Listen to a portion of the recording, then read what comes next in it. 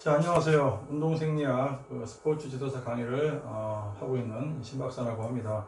자, 2015년도 문제도 살펴보고 또 2016년 문제도 살펴보고 연도별로 우리가 문제를 볼 때 점점 하나씩 풀어가면서 학습을 하게 되면 훨씬 단단해집니다. 그래서 2016년 문제도 하나씩 살펴보되 가급적이면 문제를 해결할 수 있는 안목을 키워주는 방향으로 그렇게 제가 안내를 해 드릴 테니까 여러분들만 잘 어떻게 학습만 따라와 주시면 충분히 운동생리학은 거의 다 맞출 수 있습니다. 그렇게 어렵게 나오는 게 아닙니다.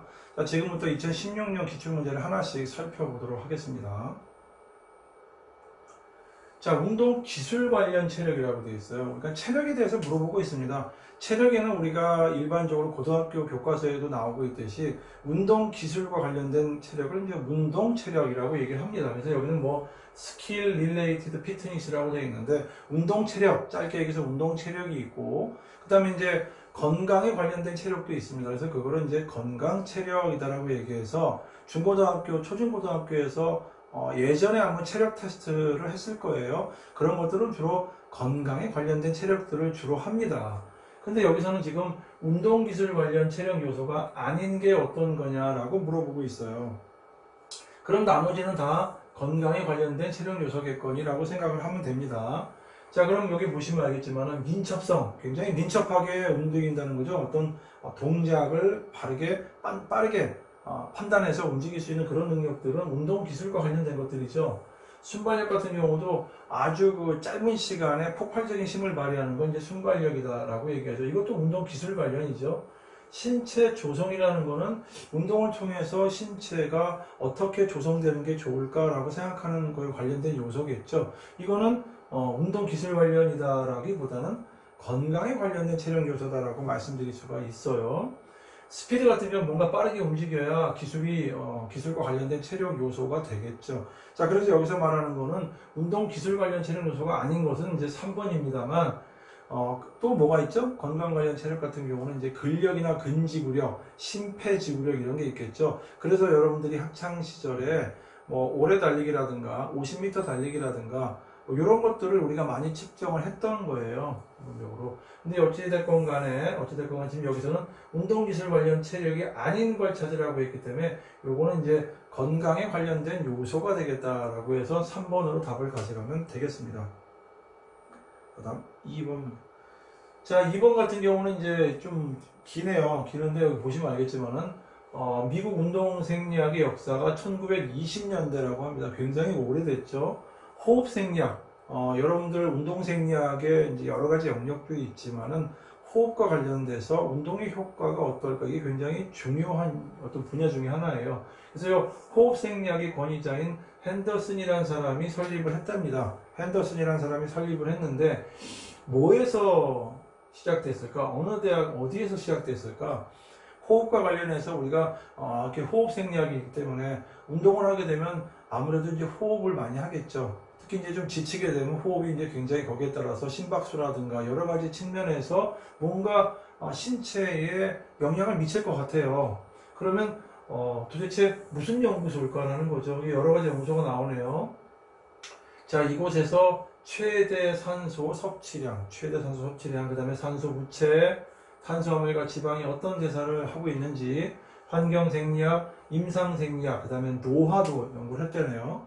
혈액 및 체력 등 여러 분야의 연구가 수행이 되었다. 자, 요거는 약간 암기할 수밖에 없는 문제이긴 해요. 어찌 보면 한 번만 우리가 학습을 하고 나면 다음부터는 절대 잊어버리지 않는 것 같아요. 이거는 이제 현재 하버드 대학에서 있었던 피로 연구소죠. 버티고 랩이라고 하는 이 하버드 피로 연구소에서 시작이 됐다라고 합니다.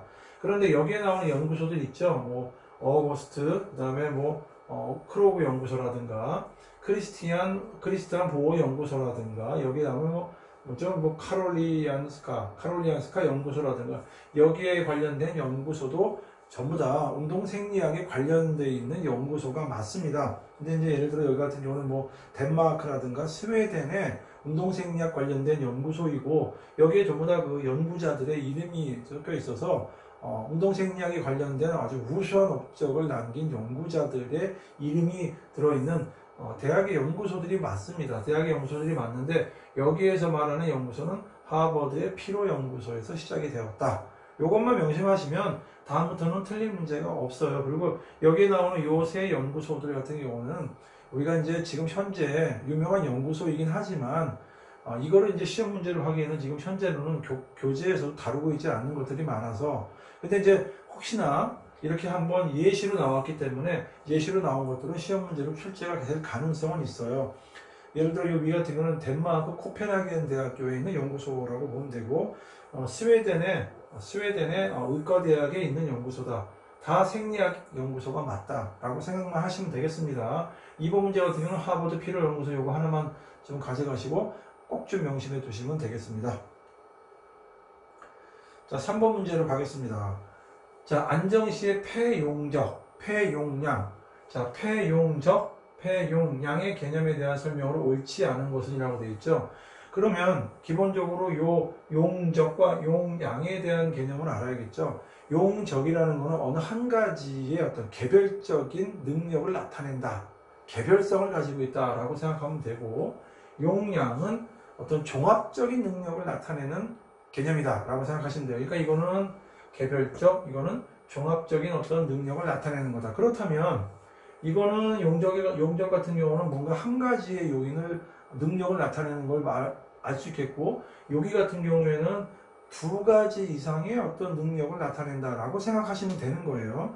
자, 그걸 생각하시고 문제를 우리가 한번 보시면 되겠습니다.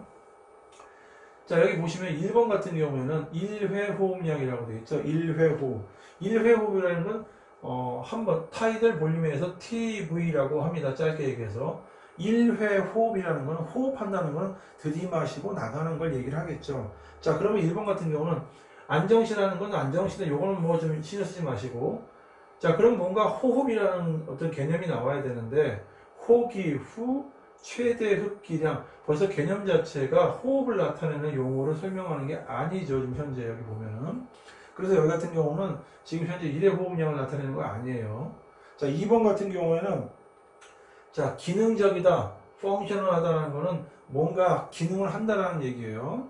잔기량이다라는 건 남아있다는 거죠. 남아있는데 잔기량하고 영어로 자, 리시주얼이라고 합니다. 남아있다는 건데 양이죠. 그럼 이제 폐용량과 관련된 거란 얘기는 여기 보면 capacity라고 해서 뭔가 능력인데 여기에는 아까 얘기했듯이 한 가지보다는 뭔가 두 가지 요소가 들어가 있을 것 같다라고 생각하시면 되는 거예요.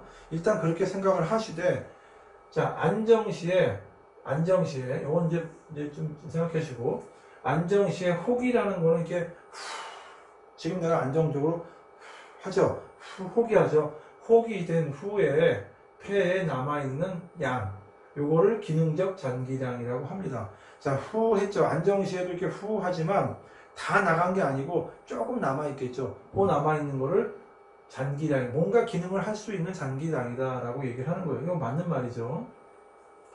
자, 폐활량이라는 것도 바이탈 커패시티, 여기 역시 용량에 대한 설명이라는 얘기는 폐활량도 뭔가 두 가지의 능력이 포함되어 있다라고 생각하시면 되는 겁니다.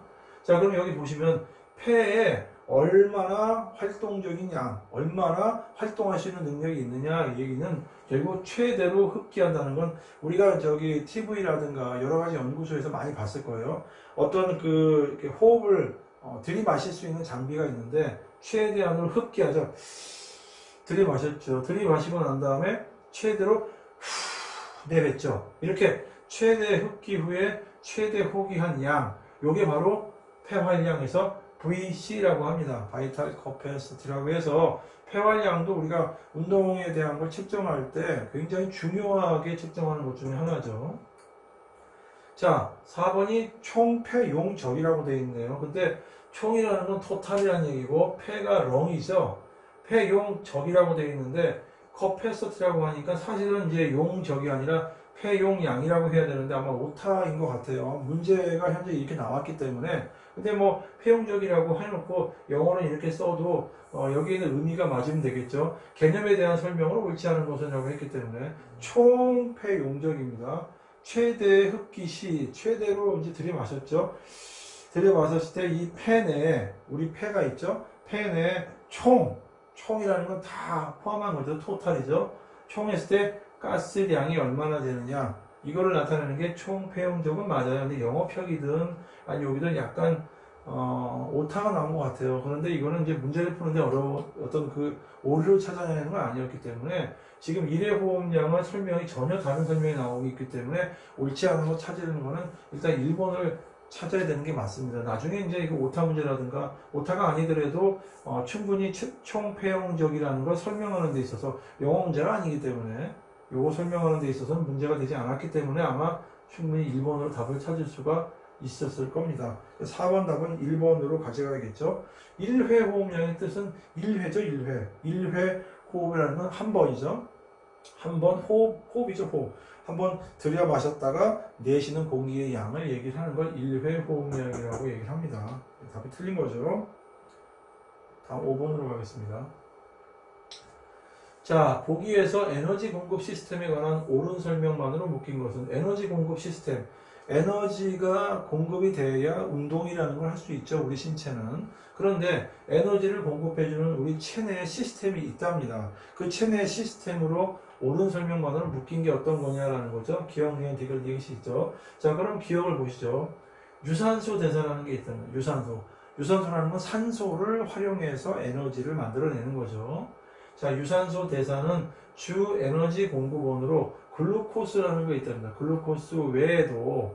자, 그러면은 지난번 문제도 한번 나왔던 것 같은데 산소를 이용하는 에너지 시스템이 있어요. 유산소 시스템이라고 하는데 그 유산소 시스템에는 크렙스 회로하고 전자 전달계라는 두 가지의 과정을 통해서 에너지를 만들어냅니다.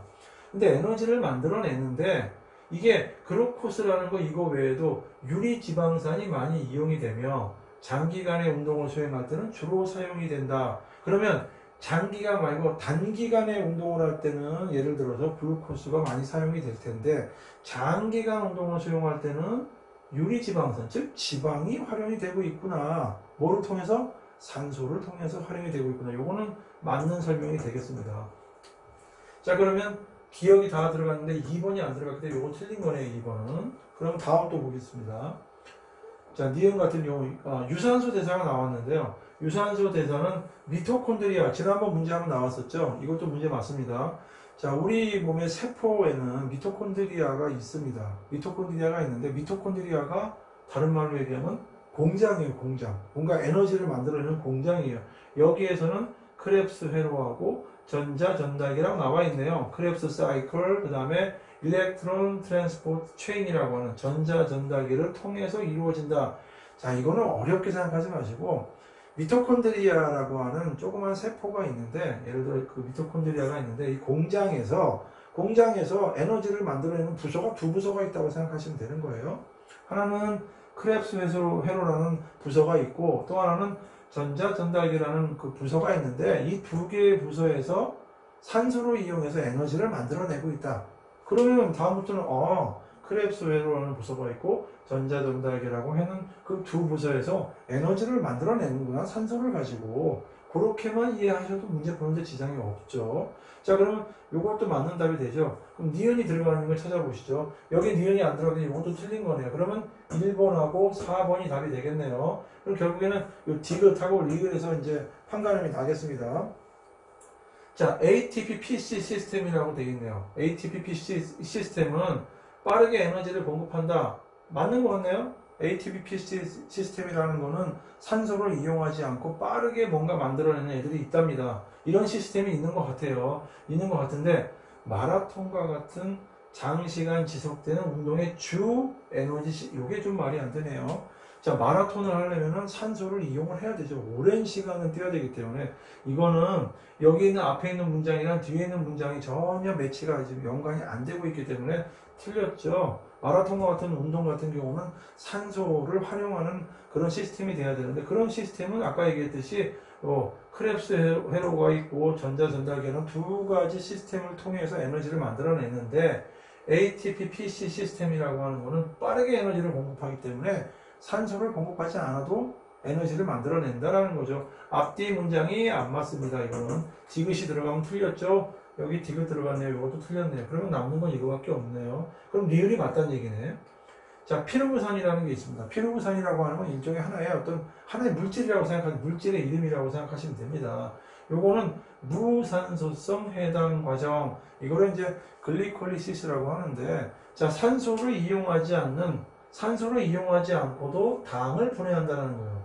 산소를 이용하지 않고 당을 분해하는 과정이 있는데, 여기에서 생성이 된다. 뭐가? 피루부산이.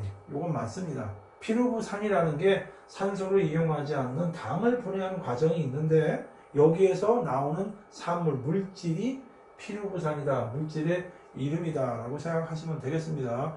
요것만 아시면은 요 다음에 문제 다 풀 수 있어요.